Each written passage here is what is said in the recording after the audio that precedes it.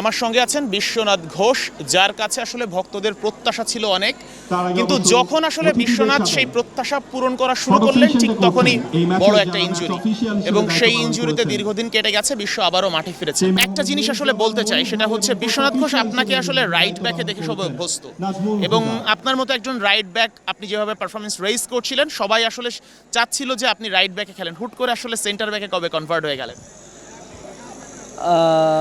আমি হচ্ছে ধন্যবাদ। যখন যে পজিশনে টিমে যে পজিশনে আমাকে প্রয়োজন মনে করে আমি সেখানেই খেলতে চাই, সেখানেই ভালো কিছু করতে চাই, প্লাস এখন যদি আমাকে রাইট ব্যাক যদি তাদের প্রয়োজন হয় রাইট ব্যাক খেলি। এখন টিমের অবস্থা আমাদের সেন্টার ব্যাক একটু প্রবলেম চলতেছে, যে কারণে আমাকে সেন্টার ব্যাক বানানো হয়েছে। সেন্টার ব্যাক খেলতেছি, চেষ্টা করতেছি ভালো কিছু করার জন্য। যদি লেফট ব্যাকও চেষ্টা করি, হয়তো সবসময় ভালো কিছু করতে পারি, অনেক ভালো করে অনেক সময় খারাপ হয়, তো চেষ্টা করি সবসময় ভালো কিছু করার জন্য। ওই টাইমটাকে কি আপনি মিস করেন, যে টাইমটাতে আপনি পারফরমেন্স একদম উপরের দিকে সবচেয়ে ভালো উঠতেছিল, ঠিক তখনই যে ইনজুরিতে পড়ে গেলেন এবং দীর্ঘ একটা দিন গেল? আফসোসের কিছু করি না, সবসময় ভগবান যা করে ভালোর জন্যই করে। God make everything. এবার টুর্নামেন্টের সর্বোচ্চ গোল ভালো, সে হয়তোবা সে এটা ভালো কিছু মনে করছে বিধায় আমি ইনজুরিতে ছিলাম। এখন ইনজুরিকে রিকভার করে আবার মাঠে ফিরতে পারছি। ভগবানের কাছে সবচেয়ে বেশি কৃতজ্ঞতা প্রকাশ করি এই কারণে আমি আবার মাঠে ব্যাক করতে পারছি। ন্যাশনাল টিমে আসলে আপনি কোন জায়গাটা বেশি প্রেফার করেন, রাইট ব্যাক নাকি সেন্টার ব্যাক? কোনটা জায়গায় আপনার জন্য কমফর্ট, যদি ন্যাশনাল টিমের কথা বলেন? যেহেতু আমার রাইট ব্যাক হচ্ছে আমার ন্যাচারাল পজিশন, নর্মাল পজিশন, সেক্ষেত্রে অবশ্যই আমি ওইটা প্রেফার করি। বাট এখন যেহেতু সেন্টার ব্যাক আমাদের টিমে নাই ক্লাবে, এই কারণে আমি সেন্টার ব্যাক খেলতেছি। তো আমি সবসময় চাই যে আমার পজিশনে খেলার জন্য। এখন টিমের ক্ষেত্রে, টিমের স্বার্থে যেখানে আমাকে খেলাবে আমি সেখানে খেলবো, খেলার জন্য প্রস্তুত।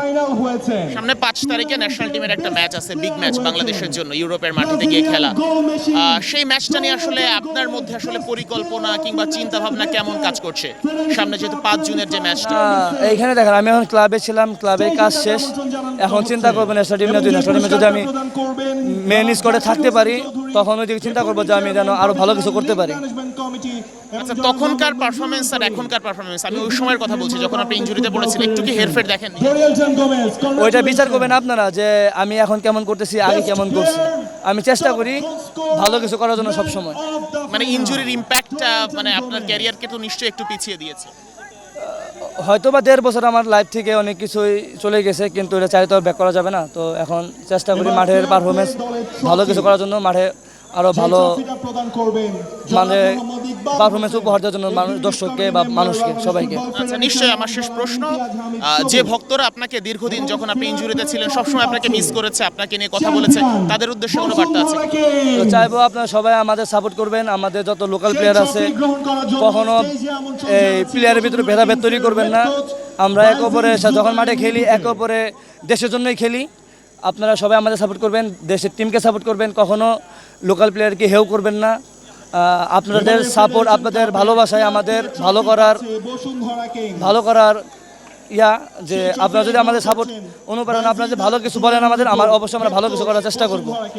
কথা বলছিলাম বিশ্বনাথ ঘোষের সঙ্গে, যাকে আসলে সবাই রাইট ব্যাকে দেখে অভ্যস্ত, এবং সবচেয়ে যে মজার ব্যাপারটা বা মানে তার জন্য রেসপেক্টের ব্যাপারটা, ফ্যানরা তাকে পছন্দ করে, এবং তিনি যে পারফর্ম করেছেন নিশ্চয়ই আমরা প্রত্যাশা করব বিশ্বনাথ ঘোষ তার আগের পারফরমেন্সে ফিরবে।